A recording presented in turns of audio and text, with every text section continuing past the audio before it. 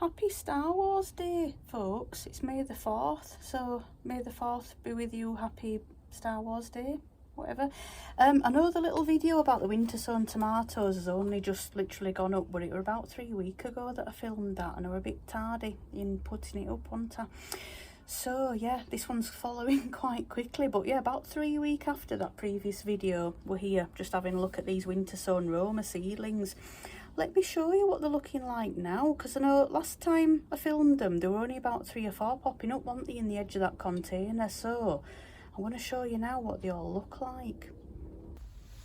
So that was the little pot that they were sown in, and these are the last few little remaining ones that I just sort of unceremoniously crammed into that the other day, because those ones that were showing original that I've just shown you, there's 1 or 2 lucid gems hiding in here, I must say. Maybe just one, but yeah, these are the ones from 3 weeks ago. Oh heck, oh, I've had more germinating that in the meantime, haven't I? Oh dear. Yeah, so you can see here, original little guy there with fat stem on it. These are extras, yeah, because after I filmed that video, we just had a little bit of a seedling explosion. They went absolutely crazy. So yeah, in my little paper pot, in my little seed catalogue pot there, they're going great, aren't they? And that's the lucid gem. I've got one other that seems to be popping up, but they didn't germinate so well. But I mean, they might not have been pollinated so well. So, you know, there's a few things in the mix there, because it was quite a big tomato. But yeah, look at him. He's looking well into, you know. Yeah, and these other guys are quite nice and strong stemmed as well. They are really, really sturdy little things. But up here, let's go up. I've got all them out of it as well. All these are Roma. Crackers, isn't it? Yeah. So I'm going to do loads more winter sown next year of all different varieties. I mean, obviously F1s aren't going to come true, are they? That's one thing. But you know, you could try and save a side shoot off one of those. I mean, I think that's a bit of a tall order, that. I don't know whether I'd actually get one of those through winter, but this is working brilliantly. So yeah, we're going to try some more back end of November again, just like I did last year, 2022, and see if it works on other varieties, because I know Romas, they do quite like to grow outdoors. So I don't know whether that has helped them with the winter sowing, or whether it'd just do for all types. But in this one there, where the lucid gem were, I've got one little one there popping up. Although, is that a tomato? Is it? Because look, it's pink in middle. It's pink in middle, isn't it? Oh, actually no, this is tree spinach. Oh, revelation. I thought that were another tomato, even though that was the side that I sowed the lucid gem, and I had one pop up, didn't I? I winter sowed some of Mel's tree spinach, and look, we've got one, because they are pink in the middle. Hey Mel, look, one worked. Yeah, great. So I've still got some seeds to sow, you know, because I didn't think this had worked, so I didn't sow them all. But anyway, yeah, thought that were a lucid gem. It isn't, but it's nice that it's a tree spinach, and that's, well, I say it's worked barely, but I've got one. But yeah, I just wanted to touch base with you, give you an update on these 3 weeks after that original video, and just show you how those are going. So yeah, I've got plenty of Roma. I've got ones I can give out, ones I can try indoors, outdoors, upside down, whatever. And yeah, brilliant, it worked. And in fact, while we're up here, and I'm just doing a right quick little bit of a video, I'll just give you a little bit of a mini tour of what's going on in here, because I'm overwhelmed. There's loads of stuff going on. Let me show you all this. Verbena bonariensis, Agastache, whatever you want to call it, Mexicana, giant hyssop. I don't know why it all germinated that end and not up here, but that's saved seed. Love Lies Bleeding, Amaranth, these little dudes, lupins. 2 types of swede for the Swedabega, a challenge that Danny Grapevine Garden's doing, so I'll put his link below to that. This is a lot of fun, is this. So it looks like cress, doesn't it? Could have them as microgreens now, because I've potted some of them on.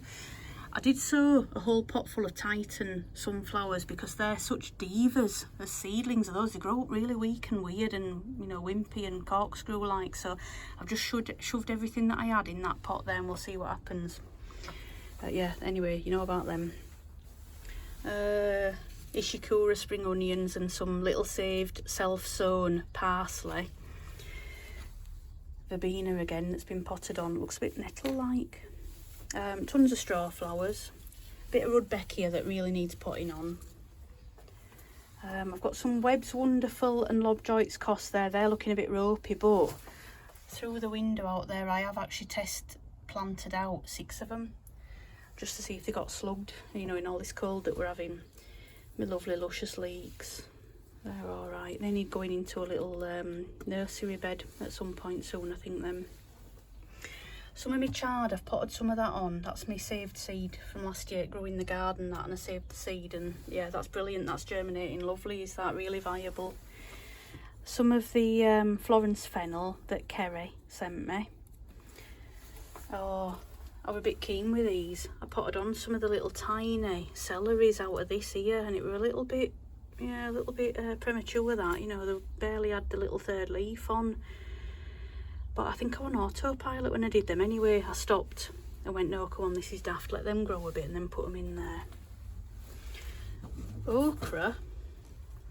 Yeah, bit of okra going on. I covered them up because it was going to be chilly, but I think it's a little warmer tonight. So, yeah, because they're going a bit green, aren't they? And, yeah, not looking so good. But, yeah, okra, Clemson Spineless. Those ones. First time I've grown okra, so quite looking forward to that. There's more sunflowers in there, a whole thing of the little Dorrit ones, little teeny tiny ones, and then at the back, now I just call them bullseye. It's saved seed, and it's the one where it's yellow but it's got like a red centre kind of thing on the petals, so I just call them bullseye. Then just keep saving seed off them. My little indoor strawbs are doing quite well. They always grow a bit weird, like little hands. Let's shake hands with this little dude. Yeah, they always grow funny at the first few. Maybe it's because it's cold. I don't know. But anyway, yeah, I've got some fun specimens going on there, haven't I? Oh, Plotty. Plotty's looking out at window today. He's facing the other way. But that's the second one that I did, which they're coming on quite nice. They're alright. Oh, now, these little marigolds are from my pal. Because I must admit, I did that video, didn't I, where I sowed some marigolds. And they've done now. Embarrassing, but I'm just wondering whether, if that's the saved seed from in the greenhouse, maybe it wasn't brilliantly pollinated. Yeah, I actually sowed more of my old seed and my new seed, my saved seed at home, and I put it on top of the boiler, because when I look back in my little book, that's what I'd done last year. I forgot I'd not done it up here.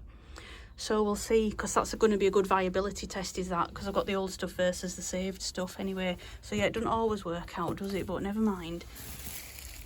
Got some of my brassicas there, because I put a load out yesterday, so these are the ones for if they get slugged or for other spots. Potted on rainbow chard. What's them? Oh yeah, they're my Swede. Those and those, 2 types. I think it's Invitation and Gowrie Swede, them ones. My little foxgloves dangling off the back there. Bless them, they're kind of proper dangling off the back of that shelf anyway, never mind. Death-defying little foxgloves. Yeah, fox it says on that. Cape gooseberry. Got a few of them through at last. They want potting on at some point. My little tray of random flowers. My black ball saved seed cornflower came through in the end. Nothing on the snapdragons. I'm saying nothing on the yarrow, but I mean, I don't know what a yarrow seedling looks like, but doesn't that look like grass? Yeah, there's a good chance no show here, but never mind. Scabious, one little thing that I don't know if it is or it isn't, but that don't matter, that were quite old seed. My Antiquity Cosmos, don't know whether that's, oh, sorry, doing all weird focus out. I don't know if that's one of them finally showing, but these ones, the Purity ones, have come through lovely, so they're ready for pricking out now. Gutter peas, little Kelvedon Wonders. Not bad, alright then. Carrots. Amsterdam, might be Amsterdam forcing, I can't remember. More of my leftover amaranth. And I've got some basils and rocket and lemongrass. Yeah, they're ready for pricking out, aren't they, and all. more red sunflowers that have just been done in there. 2 tomato plants that are well ahead of mine that one of my plot neighbours gave me. They're I think the Polish types of these, because they're a Polish couple, so I've got to look this up. Yeah, there we go. Anyway, I'm going to Google these and see. Let's have a look at this. There we go. Babinez.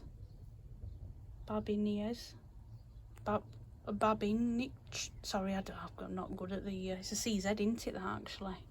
Couldn't read it before. Anyway, yeah, I'm going to look those up on Tinterweb and see what we've got. Bunny grass, that's saved seed. Oh, so cute is that. I love bunny grass. A little bit more beetroot. This beetroot's a bit slow growing. I don't think it were happy in them tiny little pots. I don't think these little pots actually, on reflection, they don't drain right well out at bottom. I think sometimes they end up sat a bit wet in bottom. So I might have to start just making a few holes in bottom of them when they get damp and I can break through them. Just might help that. Oh, my pal gave me some sprouts because I didn't seed any. So I've given him a 9-star cauliflower, is it? 9-star broccoli, whatever. One or t'other. And he's given me these little sprouts. Yeah, and all these mustards haven't been watered in forever. They're all going to seed, which I don't mind. I mean, they'll be mucked out soon to put the tomatoes in. But anyway, you know, if anything comes in here, it can have a taste of those, can't it? Is that it? I think that's it. Yeah, plenty of things going on in here and stuff starting getting put out as well. So yeah, coming on nicely. Got some brassicas out. Fingers crossed no slug action on those. I have put a net over as well just to keep pigeons off. I keep seeing them. They keep flapping around in trees because it's mating season. So keep making me jump when they're flapping in trees and stuff. But yeah, lots of stuff going off in here, and little update on those winter sown Roma and the well, the one lucid gem I've got now, because the other one's a tree spinach. Yeah, little update on that. So are you considering doing some winter sowing of the tomatoes next year? Because I know I've only really got, I mean, I class it as one variety, because I mean, one lucid gem, not really conclusive, but the Romas, oh, they've done brilliant. What a revelation. But you know, it when nature want it, because I mean, they do it in your compost heap. When you turn your compost heap over, they all start like flying up. It just sort of made sense. But yeah, I'm really pleased with how strong these little seedlings are. So yes, definitely going to try saving. I mean, even if it goes manky, save a tomato towards the end of the season of everything I want to sow in this manner. And even if it goes a bit manky, it don't matter, because if it starts fermenting, I mean, that's what you do when you're saving your seed, isn't it? Put it in a little pot of water, let it ferment out a few days, go quite acidic, so that coating, the jellified coating, comes off. I mean, they're going to do it themselves within the tomato. And yeah, poke it into some soil, put a little cloche over the top, leave it in the greenhouse, and just watch for it in spring and see if all others pop up as well. Yeah, great. So are you inspired to try it as well? Yeah, I'm going to do plenty at the end of the year, and we'll give you updates then on if that works, you know, this time next year. But yeah, hope you enjoyed the little spin around the greenhouse and little winter sown tomato update, and I'll catch you later. Bye.